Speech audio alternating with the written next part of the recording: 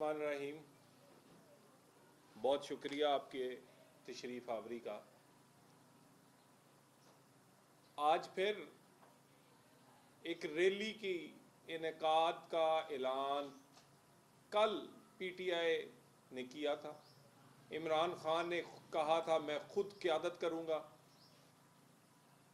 और वो रैली का वही इंजाम हुआ जो किसी भी बुज़दिल लीडर की रैली का या किसी बुज़दिल लीडर की कॉल का हो सकता है, वही इंजाम इस रैली का हुआ। पाकिस्तान में सियासी लीडर्स और सियासी क़यादत बहादुरी का निशान है, और ये बहादुरी का निशान था। क़यामे पाकिस्तान कभी वजूद में ना आता अगर बहादुर लीडरशिप ना होती। और उसके बाद पाकिस्तान में मार्शल लॉ लगे, पाकिस्तान में आमर रहे, पाकिस्तान में कोड़े, काल कोठरियां, फांसी के फंदे। कौन सी मुश्किल है जो नहीं सही पाकिस्तान के सियासी लीडरों ने और सियासी कारकुनों ने। मगर सियासी लीडर हमेशा बहादुरी का निशान रहे, फ्रंट से लीड करते रहे। कितना भी कोई तारीख में कमजोर लीडर था, लेकिन वो कभी छुपकर चारपाई के नीचे नहीं छुपा, वो पुलिस से नहीं डरा। मैं बहुत ज्यादा 70 साल की तारीख के ज्यादा रेफरेंस तो नहीं, 2-3 चीजें आपको याद करवा देता हूं, ज्यादा दूर की बात नहीं है। आमरीयत अरूज पर थी, मुशर्रफ बर्जमान थे पाकिस्तान के इक्तदार में। 2007 में उन्होंने कहा ना नवाज शरीफ आ सकता है ना बेनजीर को आने देंगे, और उसके बाद दोनों लीडर पाकिस्तान तशरीफ लाए। इलेक्शंस की कैंपेन शुरू हुई, दोनों लीडरों ने तमाम वो धमकियां, थ्रेट जो कि डायरेक्टली परवेज मुशर्रफ और उसके हवारी दे रहे थे, उससे डरे बगैर अपनी पूरी आबोताब के साथ अपनी तहरीक और अपना इंतखाबी मुहिम शुरू की। बेनजीर भुट्टो जब कराची उतरी तो उनका सामना और उनके साथियों का सामना खुदकश धमाकों से हुआ, लोग शहीद हो गए। मगर वो तहरीक रुकी नहीं, कोई बहाना नहीं बनाया, कोई छुपकर चारपाई के नीचे या बाथरूम में नहीं छुपा। हत्ता के बेनजीर भुट्टो शहीद हो गई, और उसी दिन मियां मोहम्मद नवाज शरीफ पर रावलपिंडी के एक जलसे में फायरिंग की गई सीधी। वो तो अल्लाह ताला ने बचा लिया, नहीं तो बयक वक्त दोनों पाकिस्तान के लीडरों को निशाना बनाने का पूरा मंसूबा था। नवाज शरीफ बेनजीर की शहादत का सुन के तमाम थ्रेट्स और अपने आप पर होने वाली फायरिंग को बिल्कुल भूल के वो अस्पताल पहुंचे, और उसके बाद इंतखाबात हुए। इंतखाबात के बाद एक और मरहला आया, अदलिया बहाली तहरीक का। दफा 144 लगी, खारदार तारें बिछी, पुलिस डिप्लॉय हुई, पंजाब में गवर्नर रूल लगा, पंजाब में हर तरफ पूरे पंजाब को पुलिस छावनी में तब्दील कर दिया गया।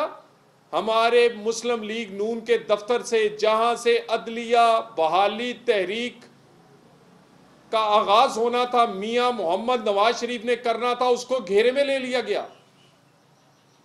वहां खारदार तारे भी थी, आंसू गैस भी थे, लाठी चार्ज भी था, वहां पे हर किस्म की डिप्लॉयमेंट थी। नवाज शरीफ अपनी गाड़ी में सबसे आगे निकला, खारदार तारों को रौंदता हुआ, दफा 144 को रौंदता हुआ, पुलिस की लाठी चार्ज और आंसू गैस की शेलिंग से गुजरता हुआ वो लाहौर निकला। लीडर ऐसे होते हैं। वो सिर्फ लाहौर नहीं निकला, वो फिर ऐसा निकला कि पूरे पाकिस्तान से लोग उसके साथ चले। वो अभी लाहौर से नहीं निकला था तो हुक्मरानों की टांगें कांप रही थी। वो गुजरांवाला नहीं पहुंचा तो वो अदलिया जिसको बहाल करने पे कोई राजी नहीं था उसको बहाल कर दिया गया। थ्रेट उस वक्त भी बड़े थे। और उसके बाद फिर मैं थोड़ा याद करवा दूं, 2017 में कह दिया गया कि जीटी रोड, जब मियां मोहम्मद नवाज शरीफ को डिस्क्वालीफाई किया गया तो जीटी रोड पे आते हुए उन्हें कहा गया आपको थ्रेट है, आप खुदकश धमाकों समेत आपकी जान को खतरा है। और उस मियां नवाज शरीफ को कहा गया मोटरवे से चले जाएं, आप बाई एयर चले जाएं। उन्होंने कहा नहीं, मैं जाऊंगा तो सिर्फ जीटी रोड से जाऊंगा। और वो जीटी रोड से फिर गए। और जीटी रोड से मैं इस बात का गवाह हूं, मैं उस वक्त वजीर भी था और इस बात का आईनी शाहिद हूं कि जगह जगह पर उनको कहा गया कि आप गाड़ी से बाहर ना निकलें, आप आगे ना बढ़ें। जब शादरा में आए तो ये नवाज शरीफ को कह दिया गया कि अगर आप स्टेज पर आए तो दो खुदकश बमबार इस मजमे में मौजूद हैं और वो आपको निशाना बना सकते हैं। वो निकले, जीटी रोड भी चला, जलसे भी चला, जुलूस भी चला और सबसे आगे मोहम्मद नवाज शरीफ चले। कोई छुपा नहीं, कोई डरा नहीं। ये तो पाकिस्तान की सियासी क़यादत पर भी कलंक का दाग है इमरान खान। इसने तो हमारे सियासतदानों को शर्मिंदा कर दिया है। हम तो डरे नहीं थे कभी, फांसी का फंदा हो या जेलें। दफा 144 क्या चीज है?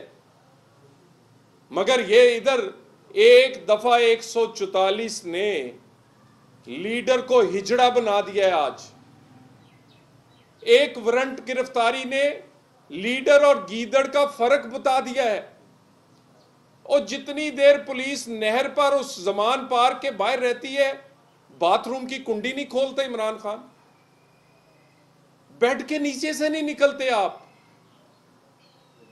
और निकलो इमरान खान, ये तहरीकें क्या दफा 144 से डर जाएंगी?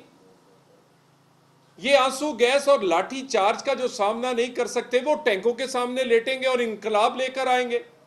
इनकलाब कभी दफा 144 से भी डरे हैं, तहरीकें कभी वारंट गिरफ्तारियों से भी डरी हैं,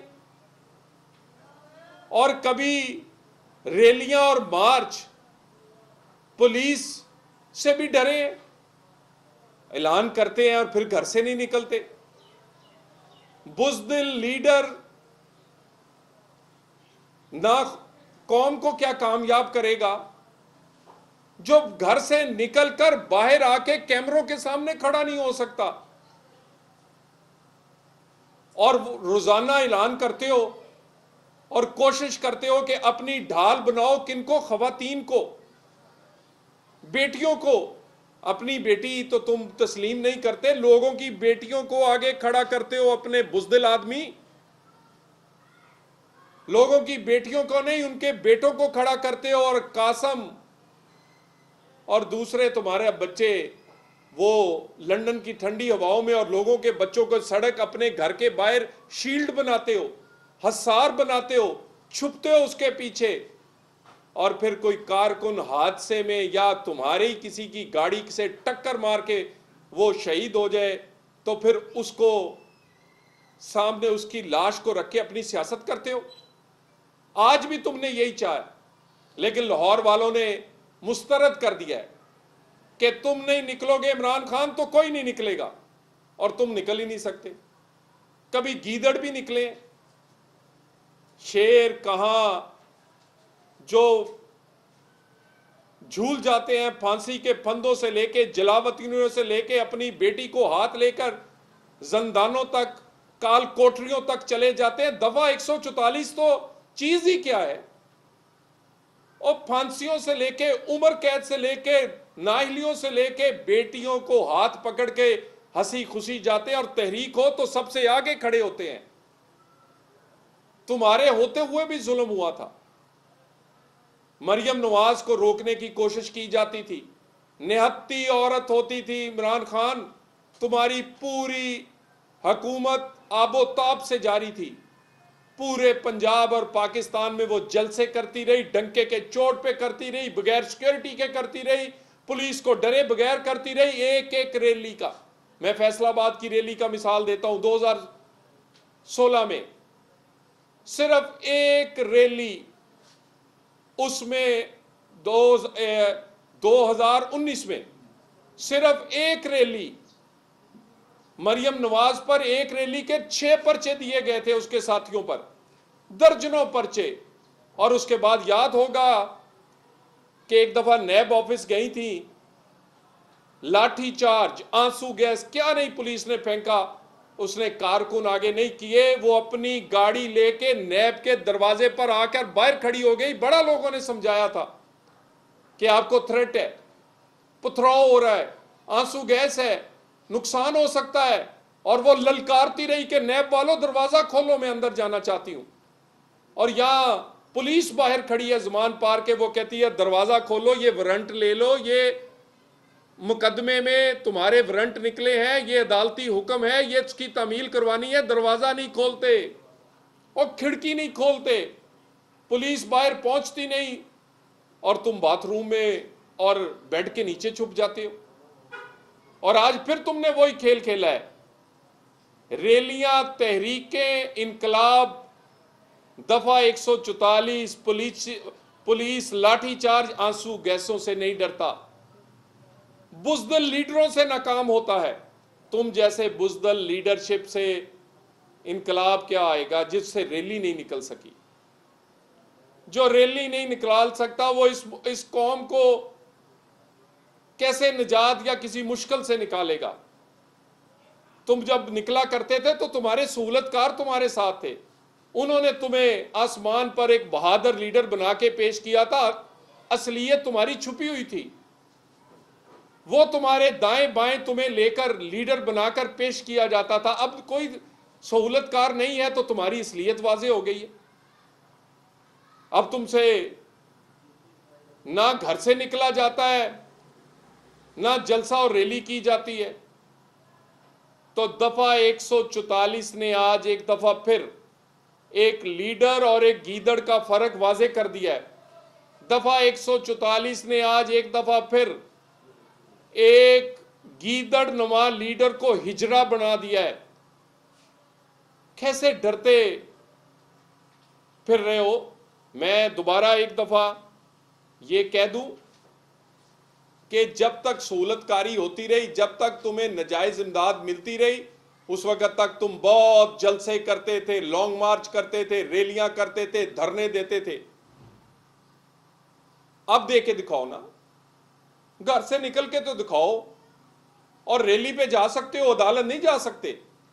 रैली के जाने का ऐलान कर सकते हो, अदालत पर जाने का कहते हो मैं बीमार हूं, अदालत पे जाने को कहते हो मेरी टांग पे प्लस्तर है, अदालत में जाने पे कहते हो ओहो मेरी जान को खतरा है। तुम्हारी जान को खतरा नहीं है, असल में तुम हो बुज़दिल आदमी। तुम में इतनी जान और इतनी हिम्मत है ही नहीं कि सामना कर सको। अपने कारकुनों को ढाल ना बनाओ, सामने आओ और अब तुम्हें फर्क बताएंगे कि लीडर और गीदड़ होते क्या हैं।